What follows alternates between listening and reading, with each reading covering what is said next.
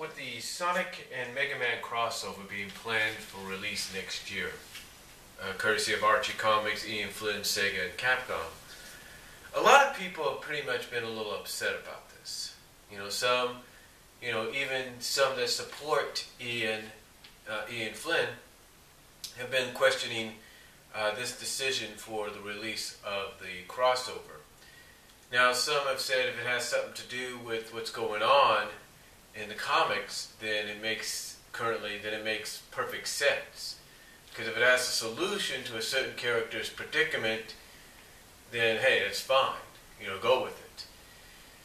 But then again, if it's just something that has a little bit to do with the continuity, but more like a one-shot deal, then a lot of people are not happy about it because basically it's interrupting the current storyline. Well, let me kind of ease the tension there a little bit, or ease people's minds about this. Now, some people basically had a similar complaint when Genesis was created. Ian Flynn has gone out on record, said he wanted to do something different when it came to Genesis and came to 225. But because Sega and Archie wanted something to celebrate the 20th anniversary of the franchise, he went with Genesis. And he made it, believe it or not, whether you want to agree with this or not, he actually made it work within the continuity because you had those little aspects, those little flashbacks that Sonic and Sally had, to the point that they finally came full circle and they realized, we do have another life. And that this is not the real deal. Our enemy has done something stupid. Or done something, we never thought he would do. Now, besides that little situation, a lot of fans are not too happy with not just next month or this month's upcoming issue, with the backstory being the only thing connecting to the current story arc. Nor do they like the universe issue out this month is going to be a one-shot advertisement for this All-Star Racing game sequel. But they're not, like I said, not too particularly happy about the crossover occurring particularly beginning in the major anniversary issue of 250 for the main comic next summer. And thus, like I said, interrupting the current story arc, unless, as some have hoped it will, have some relevance, if not have some kind of major connection to the story arc, or major reasoning for happening with, like I said, connection to the current story arc. And if not, just mainly be like a one-shot deal with just a little bit of connection. Basically, the overall thing is they're not too happy about the interruption. Well, like I said, I'm going to try to ease the tension and kind of straighten things out a little bit, makes more sense about this. You see, as we all know, like I mentioned with Genesis, it did interrupt the current story arc, but it was more like Ian Flynn had to switch things over because they wanted something for the anniversary, so he had to work something in that would basically help continue the continuity, as well as celebrate the anniversary of the franchise.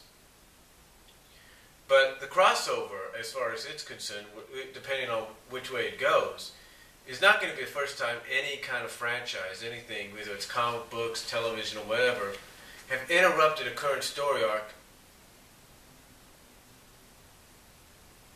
To take a side trip into something else. There have been other comic books that have done this, other shows that have done this. Other live action programs, animes, animations, they've all done this. Speaking of animes, one of the most popular animes that I'm a fan of is Yu-Gi-Oh! And we all know that Yu-Gi-Oh! For a majority of the original series run here in the U.S., not the one that came way before it, but the one that we know of, the original one that ran from about 2000 to 2001, 2002 to about, I think, 2006. Basically, basically we know that most of that was just like every season was a straight story in evolution and build to the finale. But it too wasn't without its, side stories, without its taking us from one story arc, interrupting that story arc, and taking us into another without any reasoning or follow-up. For example, you take a look at the second season, which was the Battle City season. And just as they're going to the finals, they get sucked into this virtual reality by this kid named Noah, and most importantly, Seto Kaiba's stepfather. Basically they get sucked into this virtual reality just as they're about to hit Battle City, just as they're about to go to the island, this Kaiba Island, for the finals. Now, the only connection that the side story, the virtual reality story, had, any connection, was Kaiba mentioning, the island where the corporation once stood, or one portion of the corporation stood, and you see this, picture of his stepfather, as he's talking about it, over the island. So anyway, that's the only relatives we have about that. The only connection we have, to the virtual reality. Not that we'd even know that they were going to sidestep us into virtual reality, into a virtual reality storyline, which they did. Now, again, it's not the first time either. It's not the first time, and it's not the last time. I think even before they kind of sidestepped us a little bit, but they were like 1-2-part episodes, and that was it. And they took place after the main arc, I believe. But like I said, the virtual reality side story wasn't the first time that they had done this. The second time they did it, I don't know if they did anything to Awaken the Dragons or not, but the second time they did this was after the Grand Prix. Alright? And just as we're about to... Because I was looking this up on Hulu Plus, because they got all the episodes. And just as we're in the middle, according to the Hulu episode list, just as we're in like the middle of the, them trying to figure out who the Pharaoh is and everything, it gets interrupted like right dead center. It's like after one of the major cliffhangers, after they end up in ancient Egypt, after one of the major cliffhanger episodes, according to Hulu Plus, we end up going, instead of having a continuation the following week, we end up going into this, Capsule Monsters. That's right, we end up going into the Capsule Monsters storyline. That's what we end up going into. According to the Hulu Plus episode list and maybe Wikipedia, I'm not really sure. But that's what happens. Basically, you get an interruption between, I can't even think of the name right now of that arc. Shadow Duels or something like that. Shadowgate. It's something about shadows, I know that.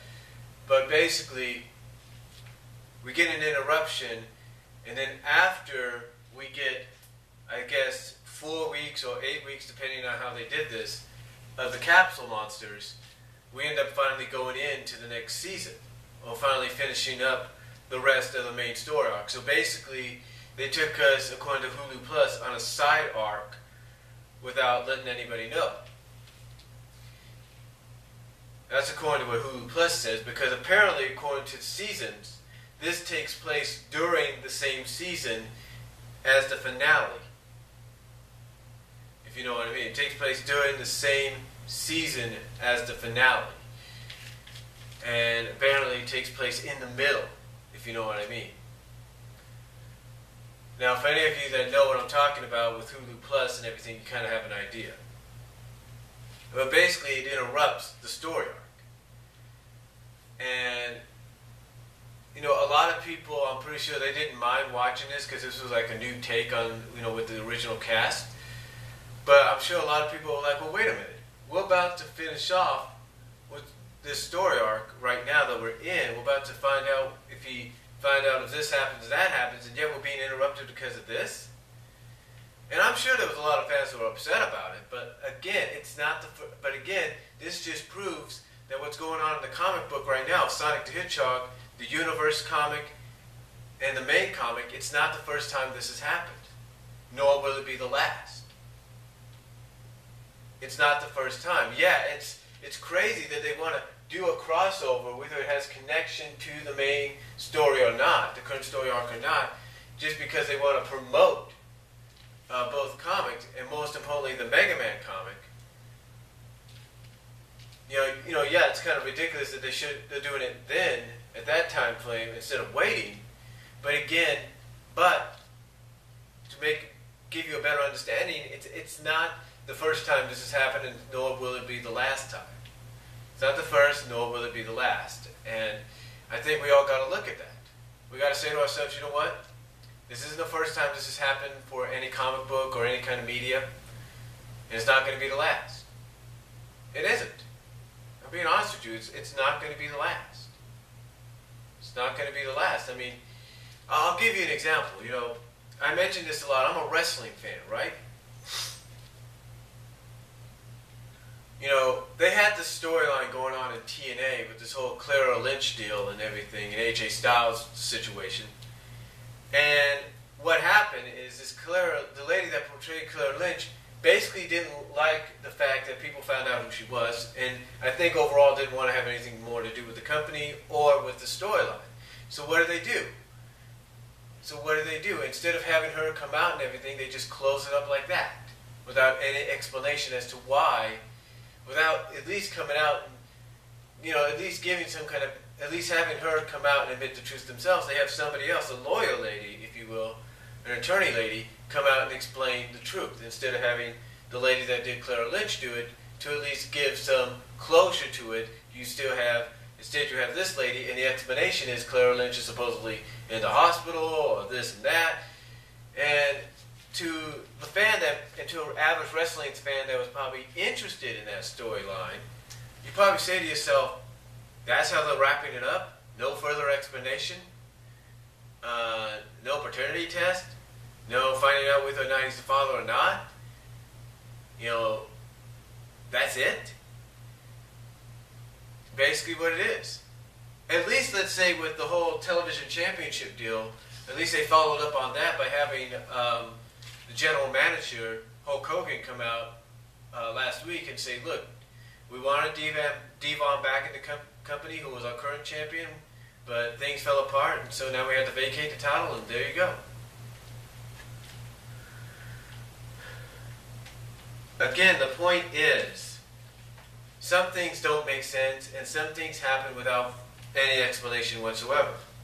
And again, when you look at the episode lineup for season 6 of Yu-Gi-Oh!, this Yu-Gi-Oh!, you see that right in the middle of the final, not the second to final arc, I should say, where they, like I said, they go back in time to ancient Egypt to help the Pharaoh and help him discover who he is. Right in the middle of that, they interrupted, according to what Hulu says, according to what the Hulu Plus listing shows, they interrupted for this. So again, it's not the first time a major story arc has had to be put on hold for a side story, whether it has any relevance or connection to the main story arc or not. So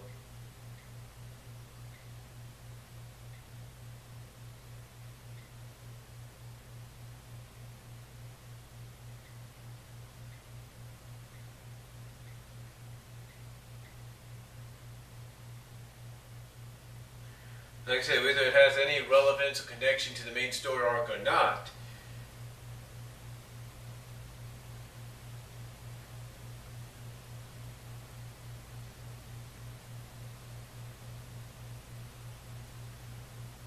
I'm trying to find something here. I'm trying to see something, trying to make sure I know the seasons here.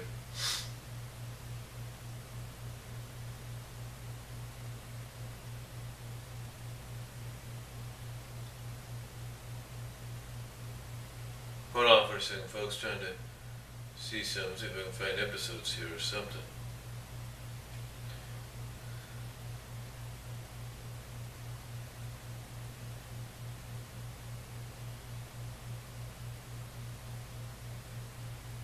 Okay, Dawn of the Duel. That's what it was called. It was like during Dawn of the Duel. It's like it got interrupted, basically. And according to this, you got 2 volumes of Dawn of the Duel. So basically, what they're saying is, in between Dawn of the Duel, like right after I think episode 212, I guess they're calling it. That's when the capsule monsters thing happened right afterwards. So that's basically where the interruption came in. And again, I know this video is running long and I apologize, but again, it shows it's not the first time something like that has happened. Well, a major story arc has been put on hold for a side story arc to take its place the following 4 to 8 weeks. Or in this case, next month with the Sonic Mega Man crossover, 4 months. And again, I know and understand that a lot of people are unhappy about it. And, you know, a lot of people will read it because it's a crossover and it's Mega Man. It's 2 of the most iconic video game action characters there is. And maybe they'll read it because they want to see if maybe it has some kind of connection to the main story, if not some resolution for a certain character's predicament. But the closest out, the point I'm trying to make is it's not the first time, nor will be the last. You want a good example? Here's your example here. If any of you that have Hulu Plus, check it out for yourself. You know what I'm talking about. Go to the Funimation channel, the 4Kids channel. You'll see exactly what I'm talking about. I don't know if Wikipedia has it listed that way or not, but I'm just letting you know that's what I saw there. And it just proves, again, that it's not the first time this has happened. So if you got any comments, comment down below. Let me know what you guys think. Video response if you like, and I'll talk to you all later.